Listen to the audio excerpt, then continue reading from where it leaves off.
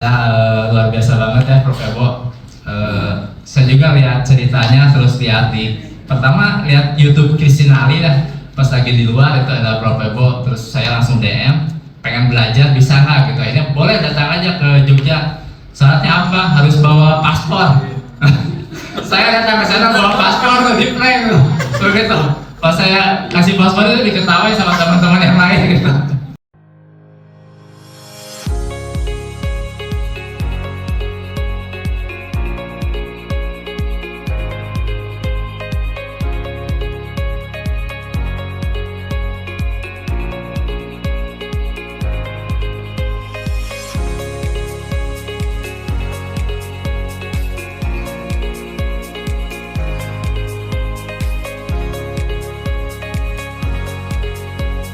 Jadi memang ada permintaan khusus yang harus memanggilnya saya, katanya gitu ya. Oke, tapi sekali lagi Bapak Wisma sangat luar biasa malam ini.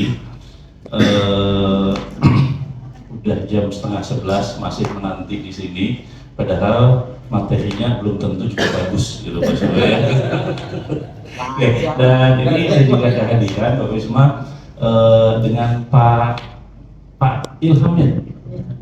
Oh, ini Sumedang. Sumedang ya. Ini luar biasa. Beliau adalah eksportir batik dan punya toko di Malaysia. Ya.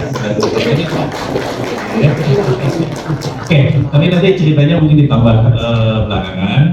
Dan saatnya, oh ya sebentar, ini peserta kita bukan dari Cirebon aja. Ini sahabat saya, pebisnis luar biasa, Pak Suparno dari Bekasi, ya, dari Bekasi datang ke Cirebon, mau mendengarkan Prof. Ebo, ya, tapi jangan berharap banyak sekali lagi ya.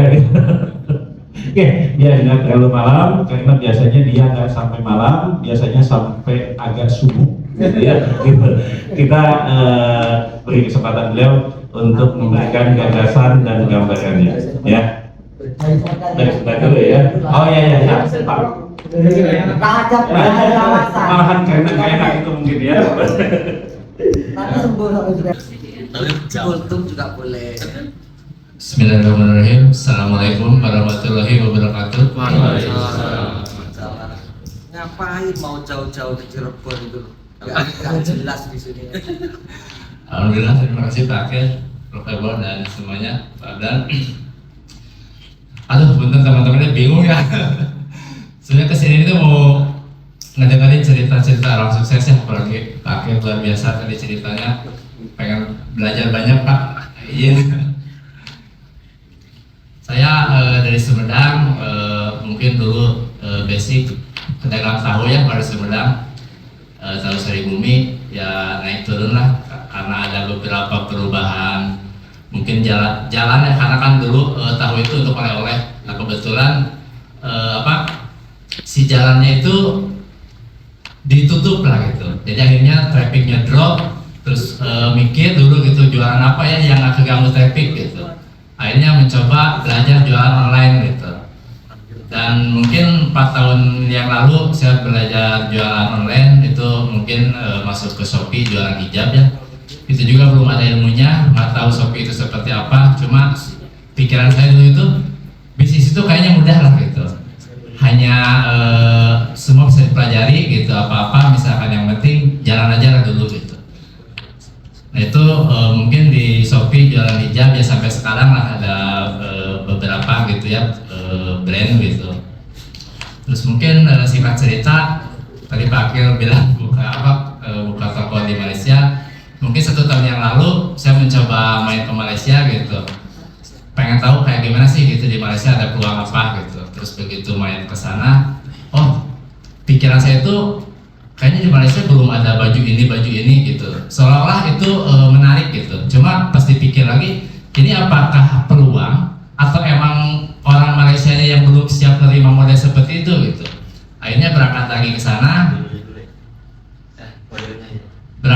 sana gitu, melihat lagi seperti apa sih Malaysia gitu. Nah, udah agak menjurus tuh, udah dapet oh kayaknya mau main di hijab gitu, karena lihat si hijab harganya tinggi-tinggi lah di sana gitu. Terus masih penasaran lagi, saya bawa tim 3 orang, 4 orang. Saya berangkat lagi ke sana 3 minggu, saya mau mapping semua Malaysia gitu.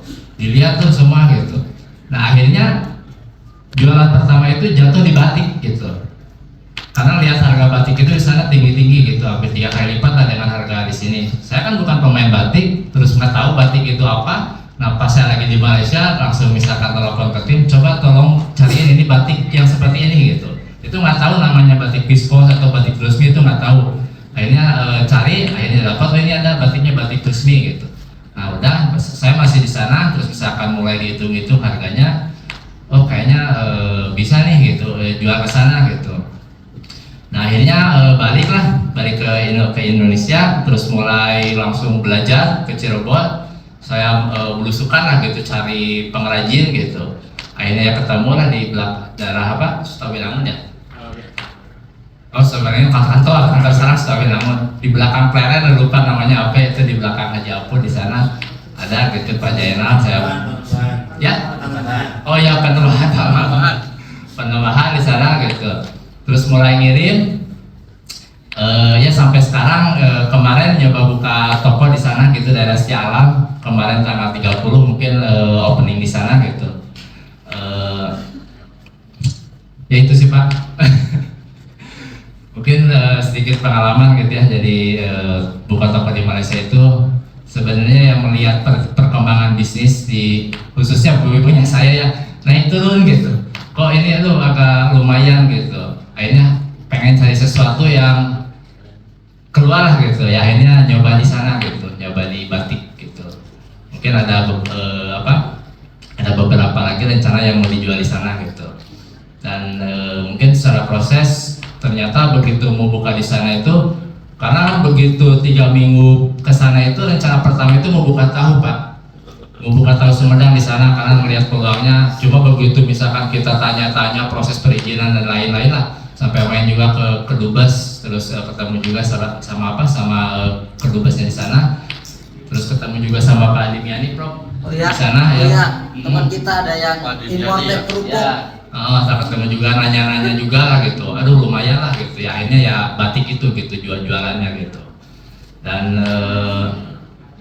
pas hari raya kemarin kita ada, karena di sana kita sebagai, pertama saya jual brand sendiri, kedua saya juga masukin ke AWC gitu lah, jadi sebagai distributor mungkin. Nah itu ada pesanan sekitar 10.000 piece, tapi yang nggak kekirim juga karena kan mungkin saya pemain baru, nggak tahu gitu batik itu seperti apa. Terus nyoba cari supplier, mungkin supplier juga atau si produsen udah punya klien lah gitu. Jadi begitu kita pesan banyak juga nggak bisa terpenuhi gitu. Akhirnya pas begitu beres hari raya, yang memutuskan lah bikin produksi gitu. Dan alhamdulillah ya sekarang ada produksi sendiri di daerah Panembahan gitu. Yang tadinya saya beli ke distributor, akhirnya saya ajak join, mau nggak misalkan bikin produksi. Saya yang misalkan ya bikin pabrik atau apa, bukan pabrik sih ya, tempat produksi kecil lah. Terus misalkan ya buka kantor di sana sekarang di Sutawinangun, di apa ya? Sutawinangun nomor 19 cek. Ya Sutawinangun nomor 19 lah gitu. Ada tempat ya lumayan lah buat kalau kesini gitu, suka tidur di sana gitu. Dan ya alhamdulillah banget lah bisa ketemu Bakir dan teman-teman gitu. Dan keprank kan beberapa kali. Pengen jadi peserta. Ya mungkin itu teman-teman yang singkat cerita dari saya gitu. Nanya sama Pak Adi. Ini termasuk bos besar yang saya berhasil prank beberapa kali itu ada jelas. Dan mau gitu loh. Siapa yang bego berarti? Yang punya duit atau yang hanya punya KTP itu? Ya luar biasa banget ya Prof Ebo. Saya juga lihat ceritanya, terus lihat pertama lihat YouTube Christine Ali lah, pas lagi di luar itu ada Prof Ebo, terus saya langsung DM, pengen belajar bisa nggak gitu. Akhirnya boleh datang aja ke Jogja. Syaratnya apa? Harus bawa paspor.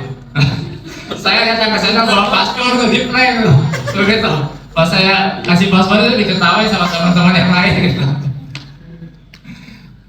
Pas datang ke sana saya ngerasain hal yang berbeda gitu. Jadi vibrasinya itu enak banget lah gitu, benar-benar happy gitu. Dan mungkin itu yang lagi saya cari gitu.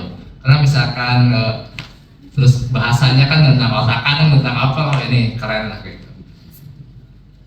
Terus kemarin juga pas diajak ketemu Pak Anies, Nggak jelas acaranya. saya di daerah langsung kan ketemu Pak Anies, ya saya kan bilang siap lah sama gitu, siap gitu. Nah, terus Daripada dibegoin ya. itu juga benar apa enggak gitu, saya bilang masih ragu gitu. Akhirnya pas saya lagi kemarin lagi di Malaysia masih bannersnya gitu, oh ini bener gitu ya. Terus lihat tanggalnya itu tanggal 2, kebetulan saya pulang dari sini itu tanggal 2, jadi kemarin itu pas datang di Kuala Lumpur langsung ke acara Pak Anies gitu. Saya kira nanti di acara Pak Aniesnya ya kita hanya tahu jauh atau gimana, ternyata itu kayak VIP banget lah gitu, luar biasa. Yang bego siapa kayak gini? Alhamdulillah, terima kasih banyak Prof.